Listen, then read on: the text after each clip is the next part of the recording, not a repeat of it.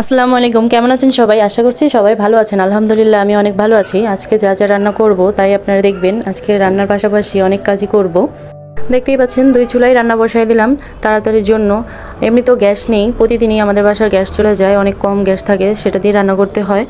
এই চুলায় আমি কচু শাকটা ভাজি করতেছি, ওই চুলা দিয়ে আমি পাঙ্গাস মাছ ভাজি করে নিতেছি। পাঙ্গাস মাছ রান্না করব, কচু শাক ভাজিটা হয়ে গেছে। এই যে একটু সাজিয়ে নিলাম, কেমন হয়েছে? এখনও যারা সাবস্ক্রাইব করেনি অবশ্যই চ্যানেলটা সাবস্ক্রাইব করে দেন আর বেল আইকনটি ক্লিক করে দেন, তাহলে আমি যে কোনো ভিডিও দিলেই আপনার কাছে সহজেই চলে যাবে আর আপনি সবার আগে দেখতে পারবেন।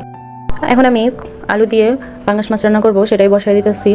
এই যে পেঁয়াজ মরিচগুলো ভাজে নিতেছি, আদা রসুন বাটা দিয়ে দিলাম। এরপর এটা একটু কষে হলুদ মরিচের গুঁড়া দিয়ে তারপরে আলুগুলো দিয়ে ভালো করে কষিয়ে নেব। কষিয়ে নেওয়ার পর রান্না করব।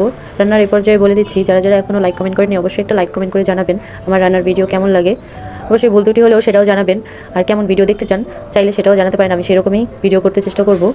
এই তো ভালো করে মশলাটা কষিয়ে নিলাম, এরপরে আলুগুলো দিয়ে দেব। দিয়ে তারপরে আলুগুলো ভালো করে কষিয়ে মাংসটা রান্না করতে হবে। যেহেতু এখন শীত পড়ে গেছে, ভালোই শীত এখন পড়তেছে, তাই দিন থাকতে থাকতে সব কাজ সেরে নিতে হয়। দিনটাও অনেক ছোট হয়ে গেছে, যার কারণে কাজগুলোও ভাগ করে নিয়ে সময়ের মধ্যে শেষ করতে হয়। নাহলে দিন কোন দিক দিয়ে শুরু হয়ে কোন দিক দিয়ে শেষ হয়ে যাবে বুঝতেই পারবেন না। এই তো আমি আজকে পালং শাক দিয়ে চিংড়ি শুটকি দিয়ে রান্না করব, তাই পেঁয়াজ মরিচের সাথে চিংড়ি শুটকিগুলো খুব ভালো করে ধুয়ে নিচ্ছি। প্রথমেই গরম পানি দিয়ে ধুইছি, এমনি ভাইজাও নিছি, তারপরে ভালো করে পরিষ্কার করার পর রান্না করতেছি। এই যে ভালো করে কষায় নিতেছি, কষায় নিলে এটার মধ্যে থেকে কোনো রকম গন্ধ আসবে না। আর এই যে পালং শাকগুলো দিয়ে দিতেছি সবগুলো। এর সাথে আপনি চাইলে 2টা আলুও দিতে পারেন। ওই যে ওই পাশ দিয়ে আমি মাছগুলো দিয়ে দিচ্ছি, আলুর মধ্যে ঝোলও দিয়ে দিচ্ছিলাম আগেই। এই তো হয়ে আসছে, এরপর যে ধনিয়া পাতা দিয়ে দিতে পারেন। আর এদিক দিয়ে শাকটাও প্রায় হয়ে আসছে, শাকটা সিদ্ধ হয়ে পানিও ছেড়ে দিয়েছে।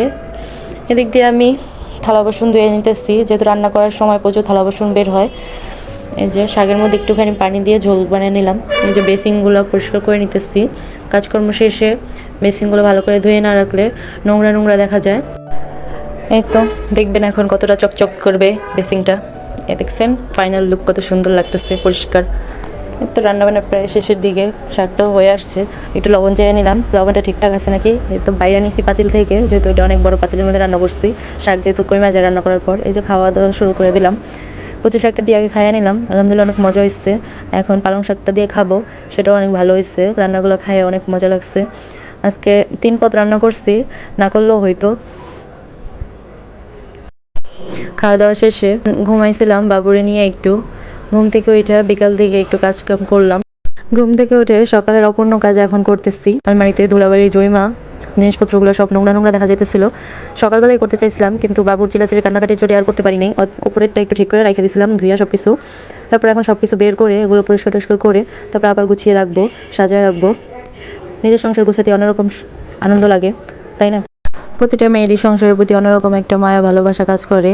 সব মেয়েরাই চায় তার সংসারটা সুন্দর পরিপাটি গোছানো থাকুক। মেয়েরা বিয়ের আগে যেমনই থাকুক না কেন, বিয়ের পরে প্রতিটা মেয়ে সংসারে হয়ে যায়। আস্তে আস্তে যত দিন যায় তত সংসারের প্রতি একটা মায়া ভালোবাসা জন্ম নেয়। যে ভালোবাসাটা নেই, মেয়েরা যত কষ্টই হোক সব কিছুই মানিয়ে নেয়, এবং সেই ভালোবাসার টানেই বছরের পর বছর মেয়ে মানুষ একটা সংসারে টিকে থাকে।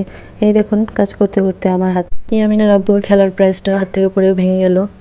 এই তো একটা ঝামেলা, কাছের জিনিসপত্র গোছাতে গেলে কিছু না কিছু ভাঙবেই, তাও অন্য কিছু ভাঙে নেই। এত সব কিছু রেডি করে রাখতেছি গুছায়া। সংসারটা একটা মায়ের মতো, যতদিন যায় ততই মায়া বাড়তে থাকে, যে মায়া ছিন্ন করা খুবই কষ্টকর। তো আমার ছেলে আমাকে আইসা বিরক্ত করতেছে কাজের সময়। দুষ্টমি এতক্ষণ দুষ্টমি করে নাই, টিভিতে কার্টুন দেখতেছিল, যার জন্য তাড়াতাড়ি কাজগুলো শেষ করতে পারছি। এই তো আলহামদুলিল্লাহ কাজ শেষ। কেমন হয়েছে একটু জানাবেন। কাজ করতে করতে খিদা পেয়ে গেছে, তাই চা জল দিয়ে চা নাস্তা খাইতেছি। ইয়ামিনের আব্বু নাস্তা নিয়ে আসছিলো, চা বানিয়ে নিলাম। এখন দুধ চা দিয়ে সেটা খাইতেছি। কে কে আমার মতো এইভাবে পুরি দিয়ে চা খান অবশ্যই জানাবেন কমেন্ট করে। আর যারা যারা এখনও লাইক কমেন্ট করেনি অবশ্যই একটা লাইক কমেন্ট করে জানাবেন কেমন লাগে আমার ভিডিও। আর নতুন কোনো ভিডিও পেতে অবশ্যই সাবস্ক্রাইব করে রাখবেন। যারা যারা সাবস্ক্রাইব করেছেন তাদেরকে অনেক অনেক ধন্যবাদ। আজকের মতো এই পর্যন্তই, আগামী ভিডিওতে আবার দেখা হবে। আল্লাহ হাফেজ।